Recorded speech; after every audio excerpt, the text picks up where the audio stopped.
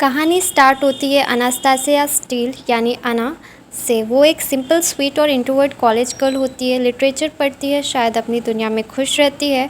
उसकी best friend Kate journalism student है। जब केट बीमार हो जाती है तो वो आना को भेजती है एक बिग इंटरव्यू के लिए जिसका सब्जेक्ट है क्रिश्चियन ग्रे। अब यहाँ पे एक मज़ेदार सीन आता है जब आना पहली बार क्रिश्चियन से मिलती है। उसका कॉन्फिडेंस ज़ीरो होता है, क्वेश्चंस गिरे जा रहे होते हैं और क्रिश्चियन उसे इंट्रेंस नज़र से देख रहा होता है। क्रिश्चियन ग्रे एक बिलियनियर, हैंडसम, कॉन्फिडेंस और थोड़ा इंटिमिडेटिंग भी। उसका ऑफिस क्लासी, उसकी प्रेजेंस पावरफुल और उसका हर जवाब आना को नर्वसली कंफ्यूज कर रहा होता है। क्रिश्चियन को आना में कुछ अलग दिखता है। वो उसकी मासूमियत और नेचुरल ऑनेस्टी से अट्रैक्ट होने लगता है। आना इंटरव्यू के बाद सोचती है बस हो गया, वापस अपनी बोरिंग लाइफ में जाऊंगी। But Christian grey is not done yet. उसके बुक स्टोर में आके उसे सरप्राइज़ करता है, उसे बिजनेस मीटिंग का बहाना बना के दोबारा मिलता है। और जब आना ग्रेजुएशन करती है तो क्रिश्चियन उनका गेस्ट स्पीकर बन के भी आता है। यहाँ पर एक और सीन हाईलाइट होता है जब आना ग्रेजुएशन के बाद क्रिश्चियन के साथ ड्रिंक करने चली जाती है।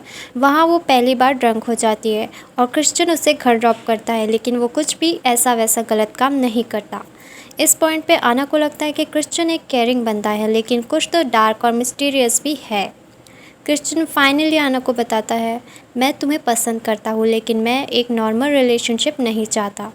आना कंफ्यूज हो जाती है। नॉर्मल का क्या मतलब? क्रिश्चियन बोलता है, I don't do romance, no flowers, no dating, no love, सिर्फ pleasure on my terms. Non disclosure agreement sign करवाता है और बताता है कि वो एक डोमिनेंट सबमिसिव रिलेशनशिप में इंटरेस्टेड है जहाँ वो कंट्रोल करता है और आना उसकी कमांड फॉलो करती है। आना शॉक्ड हो जाती है, उसके लिए ये सब नया है, लेकिन क्रिश्चियन का चार्म, उसका ऑब्सेशन और सेडिक्टिव नेचर उसे अट्रैक्ट भी करता है।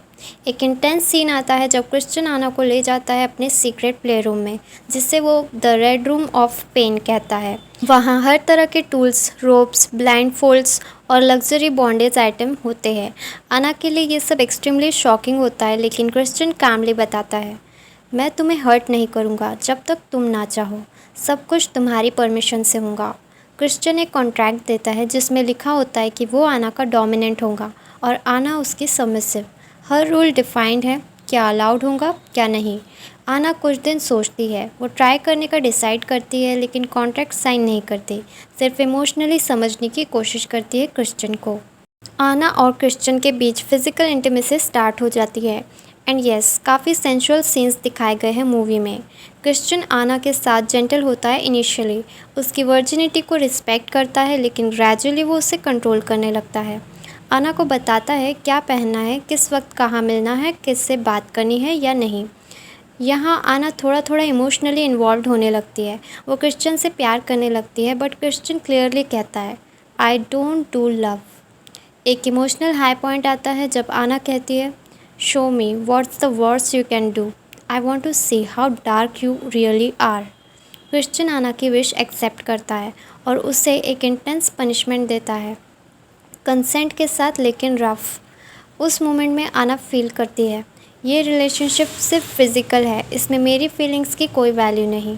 वो टूट जाती है इमोशनली, उसे लगता है क्रिश्चियन उससे प्यार नहीं करता, सिर्फ कंट्रोल करता है। फाइनल सीन में आना क्रिश्चियन से कहती है, I can't do this any more, मैं तुम्हारे रेड रूम के रूल्स के साथ नहीं जी सकती। वो क्रिश्चियन के अपार्टमेंट से निकल जाती है, क्रिश्चियन उसके पीछे आता है, बट आना लिफ्ट में चली जाती है एंड डोर क्लोज हो जाता है। आना एक इनोसेंट लड़की थी जिसे लव चाहिए था, लेकिन क्रिश्चियन सिर्फ कंट्रोल देना चाहता था। क्रिश्चियन के अंदर कोई इमोशनल ट्रॉमा छुपा था जिसे वो डील नहीं कर पा रहा था। आना ने चूज़ किया self respect and she walked away. तो यहीं पे हमारी कहानी का एंड होता है।